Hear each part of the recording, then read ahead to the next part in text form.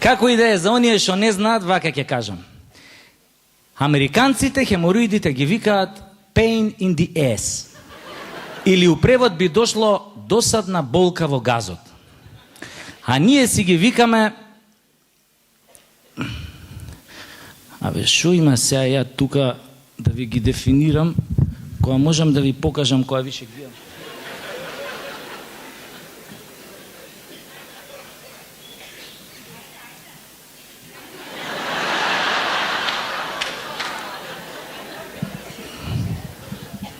Уствари, најболje да не ви покажем, пошто како викаат, една слика збори поише од 1000 зборови.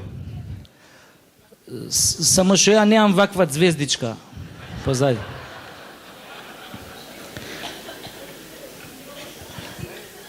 Да продолжам со приказнава. Значи, кој еднаш ке тргнеш по доктори, нема одвикнување. Еднаш ако се навикнеш на бело, одвикнување, амин. Па се смееш ти таму згоре. Ова за белова, у депо на МВР да не работиш. Како пеа тамо?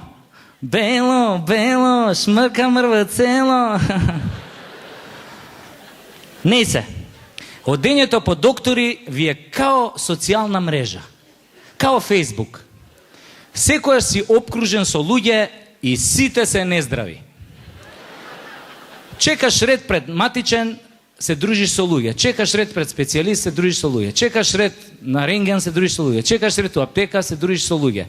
Сите не мора да ги прифатиш за пријатели, али затоа они тебе те прифаќаат. Пошто, како викаат, секој пациент има потреба да ти се пожали, да ти препорача лекче, чајче, терапија.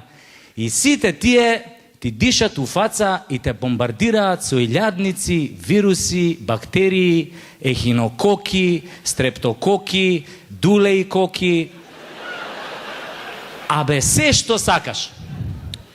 После, исто као на Фейсбук си имаш профил. Али профил на болести што реално ги имаш и профил на болести што мислиш дека ги имаш. Али и за двете секако си взимаш терапија за секој случај. После твоето лице, исто така ти е као Фейсбук. Као книга од која што лесно може да се прочита болеста, али ако има некој што знае да ја прочита. Така, например, ја пред некој ден бев на доктор и он ми прочита од моево лице дека сум анемичен и ми препиша железо. А немаше поима дека јас живеам у железара и дека железо примам секојдневно преку инхалација, која Минчо ќе ги пушти тоа од џаците у промет. Али ај сега да оставам респираторни проблеми на плуќа, да се навратам на газот. Поточно на моите хемороиди. Се будам ја еден ден така са бајле, шо да видам под мене тоа чаршав од крв. Пробуричкав да не најдам некоја коњска глава као кум еден. Шо му знаеш, си викам, банкиве со коњскава глава да не сакаат да ме подседат дека им дужам пари. Пошто банкиви не се ништо друго освен рекетари и лихвари. Али пошто не најдов, нели, коњска глава, видов дека крвта ми лие, што би рекла таа од куратица, директ од газов. А газот ме боли, што би рекле прилепчани, еба го си го наебал. Еба го си го наебал. Ова е многу добар слоган за секоја кампања у Прилепско. Еве да кажеме, на билбордо пиши: ако земиш мито, еба го си го наебал. Ако речиш дека лидеро нема појма, еба го си го наебал. Ако го чепниш негојот братучет, еба го си го наебал. Хајде да не јадам ја гомна, еба го ја да не го наебам, да си се вратам ја на газот. Значи се будам, гледам крв, одам право у веце, шо да видам? Хорор. А гзот црвен као кај оние бабунине у зоолошка. Се исплаши, вика морам на лекар. Ама не смеам да идам кај матичнава. Еднаш и бев со ешерихија коли у грло, ако ја отидам сега со дефектен газ,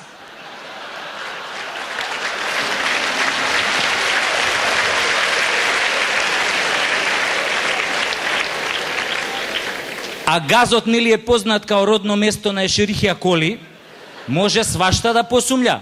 И шо да и кажам бе, ало, ме боли газот, ми тече крв, знам што ќе ми каже, иди одма од тие специјалистичките клиники, може е нешто опасно. И право да ви кажам, многу се исплашив. Што се вика, на човек ауспух на кола ќе му затропа, па ќе се исплаши, а камоли газот да му тропа. Ја правец у една од оние приватни клиники што се викаат свети овој, свети оној. Влагам внатре и тамо гледам напишано со големи букви: добре дојдовте во свети овој. Си викам, шо е ова бе? Болница или Охридска архиепископија?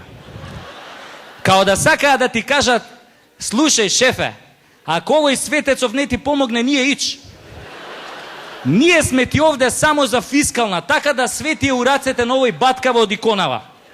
Што да се прави? Таков е бизнисот, не можеме да преземеме одговорност. Ако се излечиш, ќе кажеш браво, лекариве беа стручни, а ако не се излечиш, ќе речеш добро сеа, Божја работа, светецот така сакаше, се беше во негови раце, ама ете не успеа. И ја така додека го гледам нели светецов на иконава, ми текнуе како се вика болниците пред 30-40 години во таа старата држава. Имаше, например, една болница се викаше Воено-медицинска академија у Београду. ВМА. Бе, кој ќе чуе болеста незиното име, одма ќе избега од тебе. Пази, имаш воена, што значи војска, моќ, тенкови, авиони. Имаш медицинска, што значи знаење, наука, точно диагностицирање, апарати, технологија. И што е најважно, имаш академија, што значи си имаш работа со академици.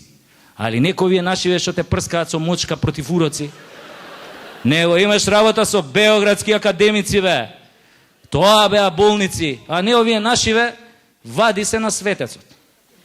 Едно, две светецот. А тој светецот и онака цел живот го поминал у испосничство, ни вода пиел, ни леп јадел, па кој ќе му нагрнат еден куп пациенти, нормално не може да искочи на крај со нив. А баш кај овие нашиве доктори, бе. Побрзо ќе ги најдеш у Солун, како со шопинг им се одмаздуваат нова грциве за името, отколку ќе ги најдеш на клиника. И ја така седам си размислувам и си викам, чекај бе, ние можеме да смислиме, имаме подобри имиња за болници од овие светциве бе. Еле да кажеме, зашо некој од болниците не си ја крстиме народен херој Васил Антевски Дрен? Застанеш пред болницава и си речеш: болен влегуем, здравко Дрен излегуем. Или ич не излегуем. Мислам, ако ми се уарни смештеот со сестриве тамо внатре. И така пун себе влагаш кај докторов. Али ја не влегов пун себе која влегов кај овој мојот доктор. Зашо веќе имав искрварено пола литар и ќе искрварев цел да немав бутнато од онаа екстра сензитив со 4 крилца. Абе, алал да ви не значи на вас жениве, како успевате додите со тоа бутнато позади, бе?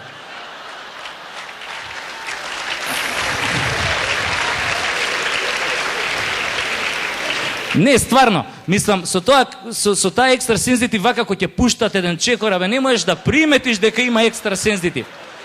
А ја, која влегов кај тој докторот, влегов као она пингвинче на Чили Вили. И влагам кај него, он беше некој, не знам, хирург специјалист, хирург за газови, или латински кажано примариус анус. И ја влагам кај него, он ми вика, нели, јас се соблекувам, он ме гледа и ми вика: од кога ти е крварењето, момче младо? Викам, не знам, не се сеќавам. Како, викам, не се сеќаваш? Така, викам, не се сеќам од која крварам.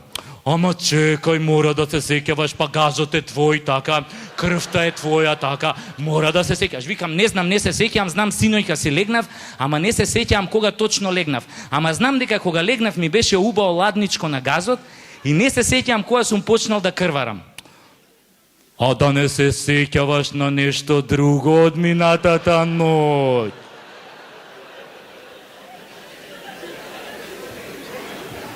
Абе, докторе, му викам, ја не се сеќавам кога сум почнал да крварам.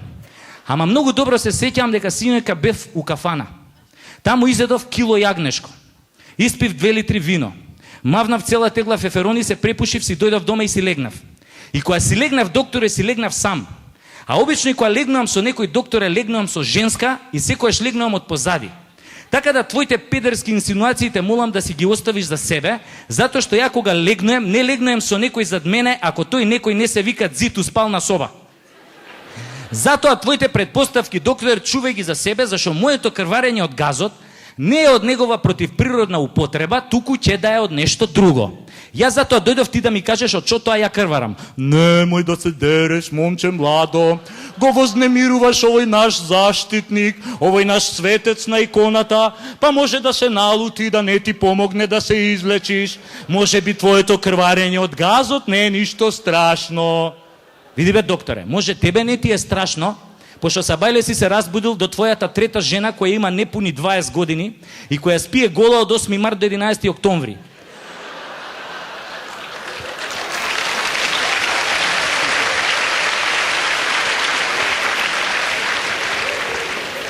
Али мене, докторе, ми е страшно, пошто се устрав од страв.